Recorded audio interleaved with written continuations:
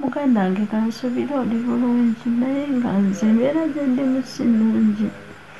Nze brown sugar bannaye sirina buzibu bwe njagala papa.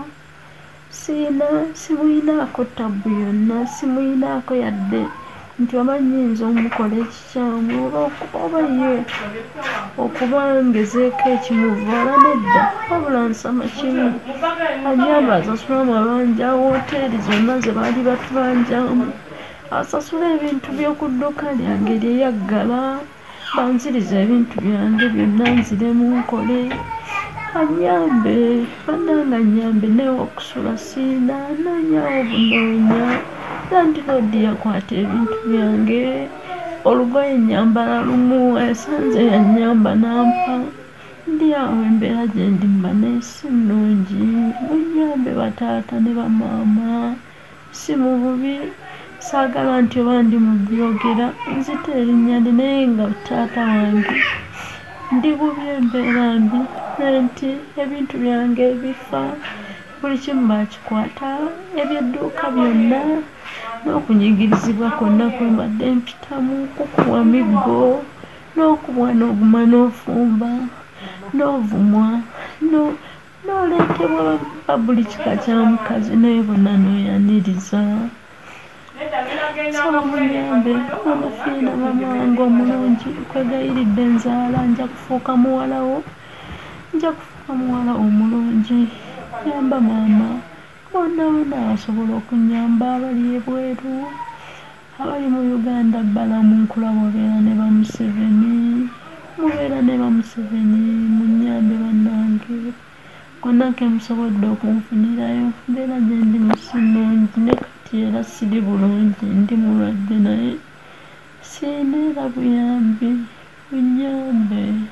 Kuwandiika ne bwesiba ebigoye byange sinyuma koyeze koyo okubeera nga ndi mukunyigirizibwa kwerere nobeera nga gwoli bukaaba bukaabi basiga buli ddakiika, nobeera nga gwoli bukubonaabona bubogibogi, nobeera nga oli mukwewo, tolina yadde kyokwekoledde mubulamu bwo, tolina yadde kyokoledde mubulamu bwo, naye ng'omusajja ayimirira n'agamba bwakoledde ebintu 10, tolina yadde mubulamu bw'enseeno essanyu lyofuna gweka gw'omuntu.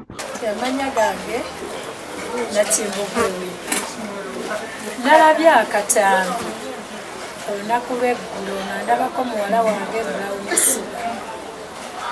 Bwe manyi nga mukamwana Naalongo, kuba nze nange wano yamba abalongo era besiraba era besimanyi nga naye asaba obuyambi.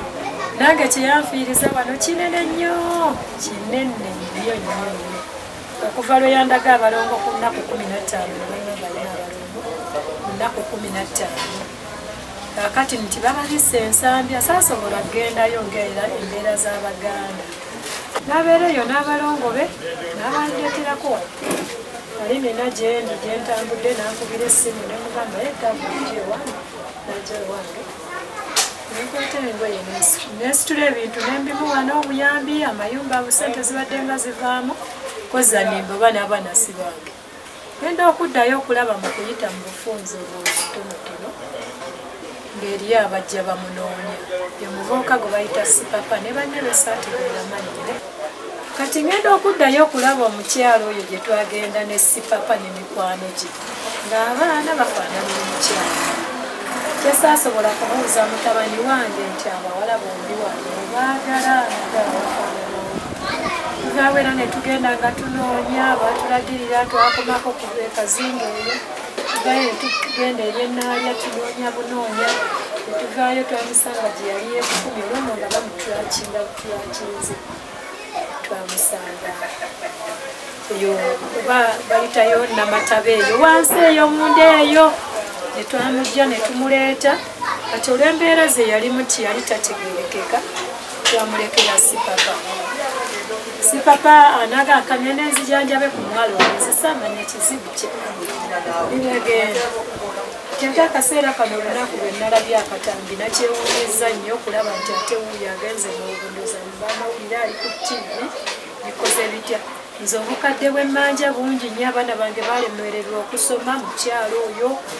abali ku yunivasite baavaayo mu kyalo oyo bamulekwa babaganda bange babanyinaze baavaayo ku lw'omukyalo oyo era gwe nasobola okumaliriza yali ku mwaka ogusembayo nze abalongo nali mbayita basikaba nga mmanyi nti agenda kunsasula kuba yagamba mukyala naye kaakati mpulira ne wasikapa taliyo kati nange naalongo njagala nga bwasaba gavumenti emusasule nange bansasule